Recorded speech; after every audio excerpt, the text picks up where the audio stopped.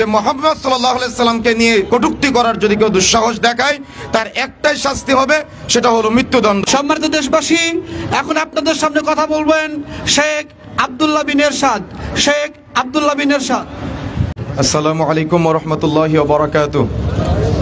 আলহামদুলিল্লাহ, আমরা আজকে এখানে উপস্থিত হয়েছি আমাদের প্রিয় নবী মহানবী মুহাম্মদ সাল্লাল্লাহু আলাইহি ওয়াসাল্লাম, যিনি শ্রদ্ধাভাজন সর্বজন শ্রদ্ধেয় সর্বশ্রেষ্ঠ ব্যক্তি।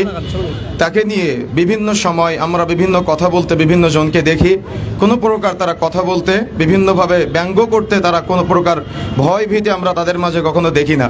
কিন্তু ইসলাম এখানে স্পষ্ট বলেছে, আমাদের শ্রদ্ধাভাজন শ্রদ্ধেয় সর্বশ্রেষ্ঠ ব্যক্তি মহানবী মুহাম্মদ সাল্লাল্লাহু আলাইহি সাল্লামকে নিয়ে যদি কোনো ব্যক্তি কটূক্তি করে তার একটাই শাস্তি, সেটা হলো মৃত্যুদণ্ড। আমরা ইতিপূর্বে বিভিন্ন সময় দেখেছি যে বাংলাদেশের বিভিন্ন দলীয় নেতাকে নিয়ে যদি কেউ কটূক্তি করে তাহলে তাকে নিয়ে বিভিন্ন আইন প্রয়োগ করা হয়। কিন্তু এমন একটা আইন বাংলাদেশে থাকা দরকার যে আইন মহানবী মুহাম্মদ সাল্লাল্লাহু আলাইহি ওয়াসাল্লাম প্রতিটা মুসলিমের হৃদয়ের স্পন্দন। তাকে নিয়ে যদি কেউ কটূক্তি করে তাহলে তাকে স্কোয়ারে ফাঁসির কাজটা ঝুলাতে হবে। যদি এরকম আইন বাস্তবায়ন করা না যায় তাহলে আমরা কেমন 90% মুসলমানের দেশে বাস করি? সব সময় আমাদের প্রিয় নবী মহানবী মুহাম্মদ সাল্লাল্লাহু আলাইহি ওয়াসাল্লামকে নিয়ে আমরা বিভিন্ন সময় কটূক্তি করতে বিভিন্ন জনকে দেখি, কোরআন মাজিদ নিয়ে অবমাননা করতে দেখি, হাদিস নিয়ে অবমাননা করতে দেখি।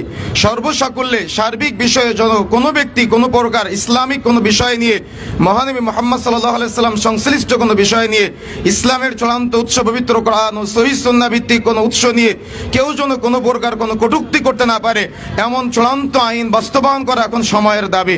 সুতরাং আজকের আয়োজন থেকে আমি এতটুকু নসিহা বা আপনাদের মাঝে আহ্বান জানাতে চাই, যারা দায়িত্বশীল আছেন, আপনারা মুসলমান, আমরা ইসলামকে ভালোবাসি, মহানবী মুহাম্মদ সাল্লাল্লাহু আলাইহি সাল্লামকে হৃদয় থেকে ভালোবাসি। আমাদের হৃদয়ে যদি কেউ আঘাত করে তাহলে হৃদয়ে রক্তক্ষরণ হয়। এজন্য আজকে থেকে আমাদের সবসময় এই আইন প্রয়োগের ক্ষেত্রে যারা দায়িত্বশীল আছেন, আপনার নেতাকে নিয়ে যদি কেউ কোনো প্রকার কটূক্তি করে তাহলে আপনাদের শরীরে যেমন জ্বালা পোড়া হয়, আমাদের প্রিয় নবী মহানবী মুহাম্মদ সাল্লাল্লাহু আলাইহি সাল্লামকে নিয়ে যদি কেউ কটূক্তি করে তাহলে আমাদেরও শরীরে এরকম জ্বালা পোড়া হয়। এজন্য নতুন আইন প্রয়োগ করতে হবে এবং বাস্তবায়ন করতে হবে। এভাবে চূড়ান্ত আইন হতে হবে যে মুহাম্মদ সাল্লাল্লাহু আলাইহি সাল্লামকে নিয়ে কটূক্তি করার যদি কেউ দুঃসাহস দেখায় তার একটাই শাস্তি হবে, সেটা হলো মৃত্যুদণ্ড। জাযাকুমুল্লাহ খায়র।